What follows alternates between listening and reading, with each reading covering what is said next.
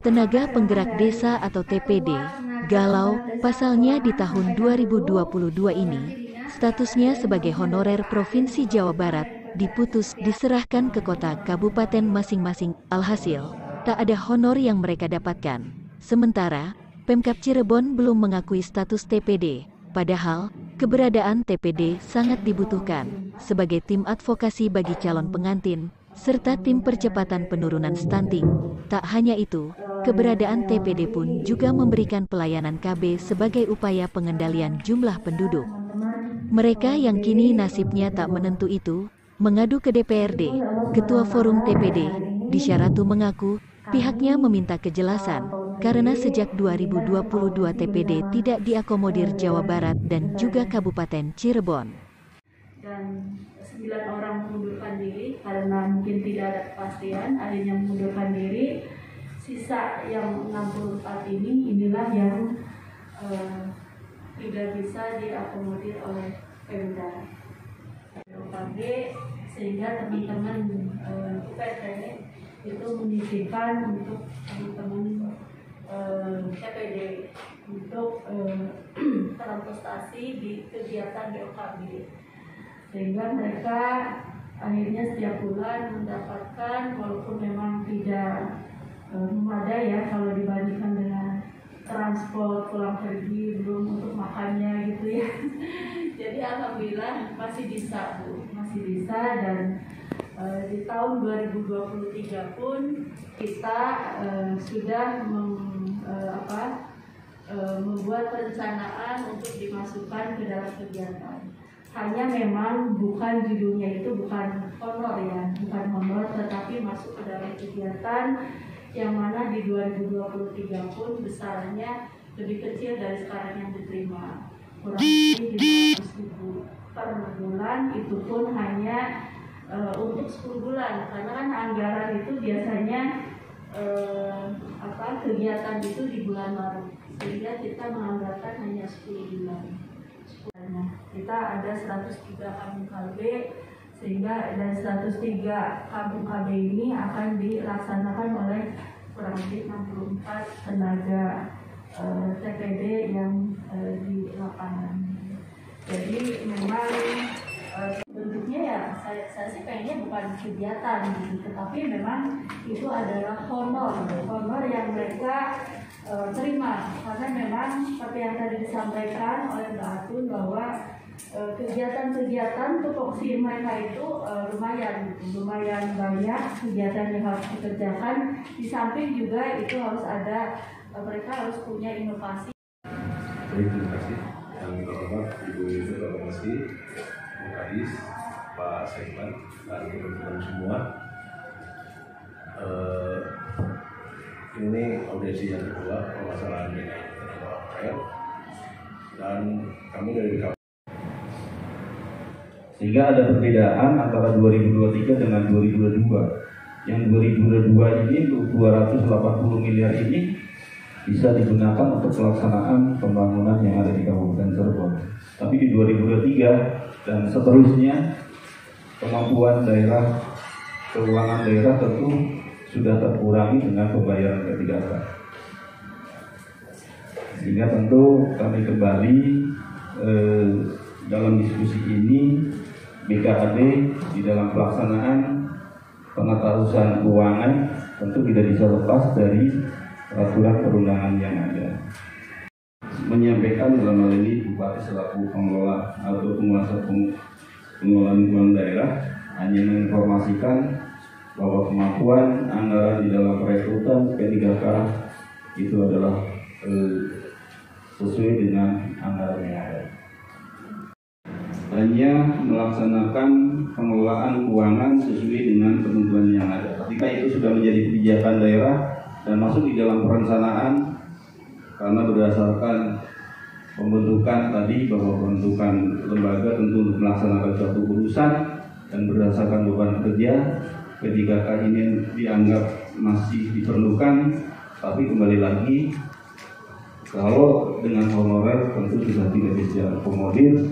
Tapi di dalam penguatan ini hanya bisa dengan melalui kegiatan. Mungkin 5 tahun lebih, 10 tahun lebih dibedakan lah ya. karena kan memang sesuai dengan haknya mereka.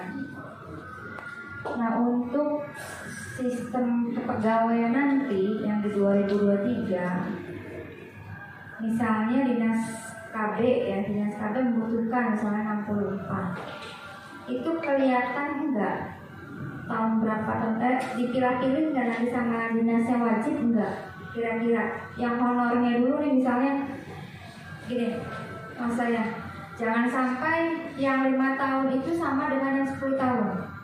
Sistem itu kelihatan nggak, kebaca nggak, atau memang itu cuma sistem kepegawaian P3K dan PNS saja, tapi kebutuhan cuma sebelumnya bukan 64 aja, nggak kerinci gitu.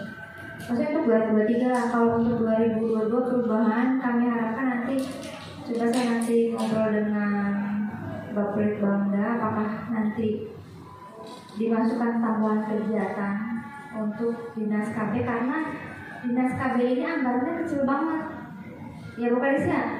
Jadi bagaimana mau penguatan teman-teman, anggaran murninya aja kecil, satu bidang berapa? 100 juta kan? 100 juta per bidang. Sedangkan ininya teman-temannya di bawah banyak gitu. Tidak tahu kendala seperti apa, apakah di Baplit Bangdanya memang gotong-gotongannya seperti apa sampai kok di ACC kecil banget. Nah, sedangkan berbeda dengan, saya nggak tahu dinas yang lain yang sejajar, yang klasifikasinya B atau C atau apa, saya nggak tahu nih, disebut Parpora, disebut bukan Dispora, dinas perpustakaan, saya nggak tahu berapa anggarannya, harus dibuka lagi bukunya. Nah, tapi kenapa dinas KB yang begitu banyak personil hanya sedikit sekali 100 juta per bidang? Audiensi kali ini bersama Komisi 4. Audiensi kali ini menjelaskan tentang kejelasan TPD saja mas, karena kan TPD sejak 2021-2022 ya udah nggak diakomodir dari sana sini, jadi kami minta kejelasan mas bagaimana nasib teman-teman ini untuk kedepannya. Kalau sampai 2021 itu dana hibah ya awalnya, dari 2010 itu dana hibahnya itu di stop, udah habis gitu loh, jadi tidak diinikan lagi, dilanjutkan, jadi kami dikembalikan ke Pemda. Sedangkan Pemda sendiri, kami ya ini tujuannya audiensi ini biar mengakui juga status kami itu gimana nantinya ke depannya. Ada berapa Bu yang tenaga tekad? Berapa? 64. TPD ini yang biasanya setiap bulannya dapat honor ya dari provinsi, sekarang provinsi sudah menyerahkan sejak 2022 itu menyerahkan ke kabupaten kota masing-masing. Hanya memang dari provinsinya itu surat dari Pasekda provinsi menyerahkan ke pemerintah daerah itu di bulan September.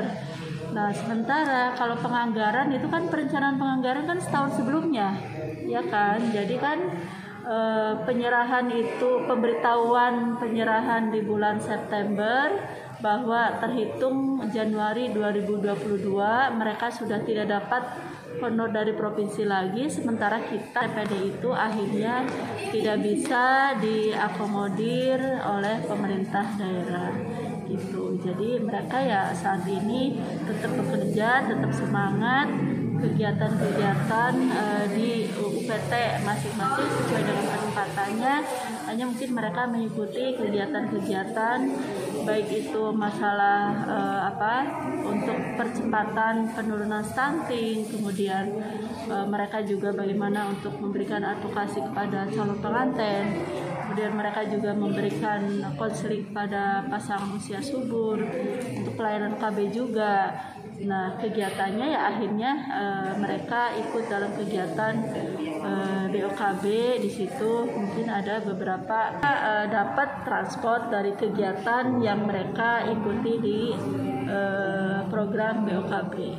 Di 2002 ini kita mengusulkan ada di perubahan 2022 ya, jadi 3 bulan perubahan, mungkin Oktober, November, Desember supaya dianggarkan, tetapi ini juga masih kita belum tahu apakah di ACC oleh Baplit Bangdanya, cuma kita sudah mengusulkan.